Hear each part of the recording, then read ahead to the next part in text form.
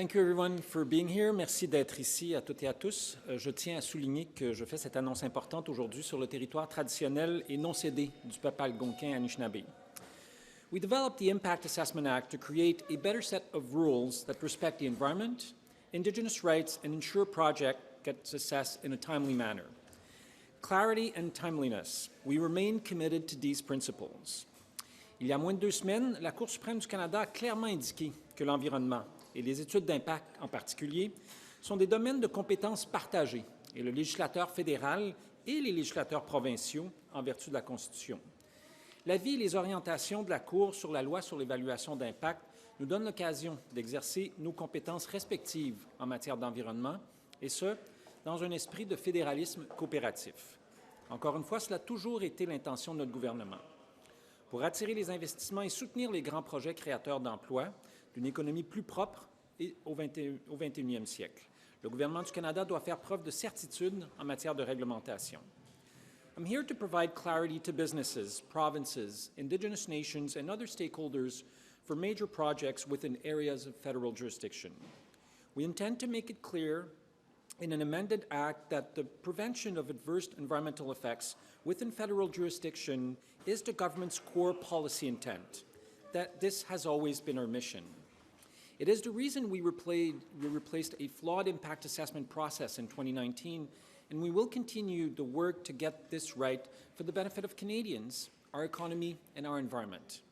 Again, attracting investment and supporting the major job-creating projects of a cleaner 21st century economy requires regulatory certainty from the Government of Canada in collaboration with provincial governments. We could not agree more with the Court that the environmental assessment is a joint responsibility.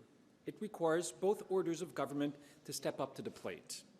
In the meantime, I'm releasing a statement that outlines interim guidance on the administration of the Impact Assessment Act. This guidance will be in place until the Act is revised. While it is too early to know the exact amendments required and precise timeline, I can say that we're looking for the shortest path forward to bring the Act into compliance. There are 23 projects currently being assessed under the Impact Assessment Act. All of these assessments, including mines, oil and gas, ports, bridges, and highways, airports, and hydroelectric projects, are in the relatively early stages of assessment. Today, I'm issuing a number of points of guidance as follows. The Impact Assessment Agency of Canada is reviewing all designated projects currently in the planning or impact statement phases to ensure that there is clear federal jurisdiction. Project proponents are invited to continue information sharing to advance their assessments. We don't want this period of federal adjustment to cause delays down the road. Consultation will continue with Indigenous peoples through the existing assessment processes. These consultations relate to a clear area of federal jurisdictional responsibility, and they must take place. We are pausing the discretionary authorities to designate projects. These designations have rarely been used. In fact, in my time as minister, I've not designated a single project. But as of today, new designation requests will not be considered until the amended legislation has come into force and depending on new authorities in the Act. For pending designation requests, where the minister is of the opinion that designation would not be warranted under the Act's current provisions, the agency will advise proponents. The Impact Assessment Agency of Canada also remains prepared to provide an opinion on whether a full impact assessment is warranted and to invite proponents to collaborate on an assessment. These opinions will focus on potential for adverse effects in federal jurisdiction. And finally, I can tell you that there are 3 regional assessments currently underway, and they will continue. These regional assessments, the Ring of Fire project in Ontario and offshore wind in Nova Scotia and Newfoundland and Labrador, do not involve decision-making. They are information-gathering exercises to help us better understand the impacts. En résumé, afin de guider ces évaluations pour les promoteurs qui ne souhaitent pas subir de retard, le gouvernement du Canada continuera à fournir des conseils, des analyses et à rassembler des données. Elle se tient prête à consulter ultimement les populations autochtones et à faire participer le public pendant que nous nous employons à apporter rapidement les modifications nécessaires à la loi. Les évaluations régionales se poursuivront en coopération avec les groupes autochtones, les provinces et les parties prenantes. Par ailleurs, Les 20 évaluations de projets actuellement en cours en vertu de la loi canadienne sur l'évaluation environnementale de 2012 se poursuivront d'une manière conforme à l'avis de la Cour suprême. Le développement responsable est essentiel à la prospérité de notre pays et le temps est compté pour les projets qui s'en viennent. En fin de compte, la collaboration et la coopération sont au cœur de la manière dont nous pourrons développer notre économie et créer des emplois de qualité tout en protégeant l'environnement. The Government of Canada wants to ensure clarity and certainty for investment in the project this country needs. This is exactly what the previous Harper government and senior ministers like Pierre Poilievre failed to provide. We stand ready to work with our stakeholders, proponents, and Indigenous groups in line with these interim guidance. And we look to our provincial counterparts to work with us to explore opportunities to maximize collaboration on assessment. Thank you. Merci. What's going to happen to the projects that don't fall in this, that aren't assessed as being just in federal jurisdiction? Are they in limbo for now? Can they be approved through a different process? What happens to them in the meantime? It's hard to speculate. As you know, projects are assessed on a case-by-case basis. So we would have to look at a specific project and determine if it's not within federal jurisdiction, then obviously we would turn probably to the provincial authority to ensure that there is proper assessment that is being done. And you don't have any kind of timeline for when the new legislation would be introduced and sort of connected to that. How widely do you plan to consult? Will you include the provinces or project proponents in those consultations? There were extensive consultations that were done at the time of C-69, when C-69 was being discussed in this Parliament. So there will be some targeted consultations, specifically with Indigenous nations, but there is a need to move swiftly, and we will be focusing on that in the coming months. Have you communicated this guidance directly to the provinces yet, and if so, what was their reaction? It's being communicated publicly today to all parties, including provinces and territories. What you're announcing today, ministers, it's quite complicated. It kind of goes over in my head, but just to put it very simply, are you saying that the agency will not be able to decide whether a project harms the environment, whether it's in the national interest, because that's on pause? No. What I'm saying is that the Assessment Act is still standing, and the Supreme Court didn't say that we couldn't use the Assessment Act anymore. In fact, the Supreme Court reiterated the fact that the federal government can and should be doing impact assessment, but it said we had to do so within federal jurisdiction, federal heads of power. And it gave us guidance in terms of where we needed to course correct, and that's what we will be doing. So what I'm saying today is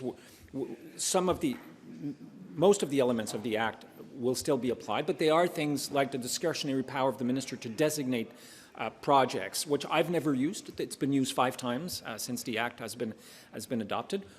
For now, we won't be using that until we come up with the revised Act and it's adopted. Does the agency recommend to you whether or not a project should proceed Yes, or not? absolutely. They Yes. can still do that? Yes. Do you expect any of the projects that were approved previously to be challenged now, or denied previously? Do you think any of those assessments will be challenged given this opinion? I mean, in a democracy, companies or provinces have the freedom to do what they want. We may see that. We haven't seen that happen so far. I'm not too worried about that. GBO report today said that a windfall tax on oil and gas companies would generate $4.2 billion in revenue. Is that a policy that you're at all considering? Listen, I've been on the record a number of times saying that in the time of a climate crisis and in a time of record profits, oil companies need to do a better job of investing some of those profits in fighting climate change. And I have expressed profound disappointment at the statement some of Canadian oil company CEOs have made regarding the fact that maybe they needed to focus more on the economy and less on climate change. I'm of the opinion that we've been focusing on the economy for the last many decades a lot and not a whole lot on climate change, and maybe we need to balance that. We've put in place a number of measures to ensure that oil companies invest more in decarbonization, carbon pricing, methane regulations. We will be coming out with the oil and gas cap regulations in the very near future. All all measures that are aimed at ensuring that they invest some of those profit in Canada, in decarbonization, in good-paying jobs for Canadians. We've also put in place, the Minister of Finance put in place a surtax on share buybacks. So we're not doing exactly what this proposal is. What this private members bill is proposing, but we're doing a number of things, and we will obviously be happy to debate this private members bill when it comes on the floor of the House. Did you feel the need to make this announcement today because of the steps Ontario has taken in launching the judicial review against on the SEC ruling? No. Are you concerned about that Ontario challenge causing you further issues with this law? Are you going to have to take that into account as you draft the new regulation or new legislation? I mean, I think the Supreme Court, in their opinion, were very clear as to what the federal government can do when it comes to impact assessment. And the Ontario government saying you can't do anything and you're putting all these projects on holds is simply not true. Ontario Place, we're not involved in Ontario Place. It's ridiculous. Like, it's a fabrication. Highway 413, we've been waiting for 2 years for the Ontario government to provide the necessary documents so that the evaluation of the project can start. We're not the ones holding off progress on this project. They are. Ring of Fire, I mean, clearly federal area of jurisdiction. All of the First Nations in the area, I have met with them, I have sat on a number of times. They want the federal government there. They want their constitutional right as Indigenous nations be upheld by the federal government as part of impact assessment. So for Ontario to say the federal government has no jurisdiction on Indigenous nations, it's ridiculous, it's preposterous, frankly, and it's a waste of time, and it will only delay the approval of these projects. Like, another court case will cause months, if not some years of delays before we can be able to look at these projects and, who knows, maybe approve some of them. Would you appeal if they're successful in their judicial review? Would you consider that? That's a hypothetical question based on a hypothetical outcome. Let's see what happens, and I'll be happy to talk with you about it. This is also a little ways away, but how do you expect to get any amendments to the IAA through the House when the Bloc, Conservatives, and NDP all vote against it the first time around? We're looking at a number of options in terms of making sure that we find the shortest pathway to bring those amendments and have them adopted. Are you concerned that any projects will sort of try to sneak through in this gray zone area that may not have been approved by the Impact Assessment Act? No, I'm not. And the reality is that people should remember that the federal government only assesses about 10% of projects that are brought forward. We already have an equivalency agreement with the province of British Columbia, where they do most of the impact assessment on large projects. We obviously have some responsibilities that we can't delegate, but we don't duplicate the impact assessment. Just recently, I accepted a project, offshore wind project, to be assessed under the Newfoundland mechanism, because we looked at it and we felt that all of the proper mechanisms were in place to ensure that the project would be assessed properly. So we're not trying to play in provincial lanes or surpass our powers, but we obviously respect what the Supreme Court has said, and what they've said to us is that some of the aspect of the Impact Assessment Act needed to be changed. And I guess maybe just for clarity for Canadians, what is your viewpoint of what has to change? What specifically do you need to change in the Act to live up to what the Supreme Court said? Do you have to limit what Canada can look at? Are you going to be more specific that it's emissions and Indigenous impacts? What do you have to do to this Act? I mean, it's hard for me to say specifically. One, I'm not a lawyer, and two, I'm not the Justice Minister, but I think what the Supreme Court told us is that there are elements of the Act in its current form where the federal government could surpass its authorities, go beyond its authorities. One of the elements of the Act, for example, is the public interest. The Supreme Court said, listen, this is a very vague and not sufficiently defined element of the Act. Clearly, we will be looking at that. I talked about the ability of the minister to designate project. The Supreme Court said maybe this goes too far. Maybe you need to specify under which criteria a minister could designate project. It's too broad. So these are really the elements, and we're really talking about targeted elements of the act that need to be amended. We're a month out from COP28, your co-facilitator. You said you were supposed to give a progress update to Sultan Al Jaber mid-October. Have you done that? And if so, what did you tell Tomorrow him? morning, 6:30 is when we're. So the Egyptian minister and myself must have met with between 70 and 80 different nations over the course of the last few weeks. I've also had bilateral meetings with a number of countries separate from that, including no later than this morning, Jamaica. And we will be doing a report back to the chair of COP28 tomorrow morning. And there is next week a pre-COP meeting with all of the co-facilitators as well as parties to see where we're at a couple of weeks before the beginning of COP28. Thank you. Merci beaucoup. Thank you.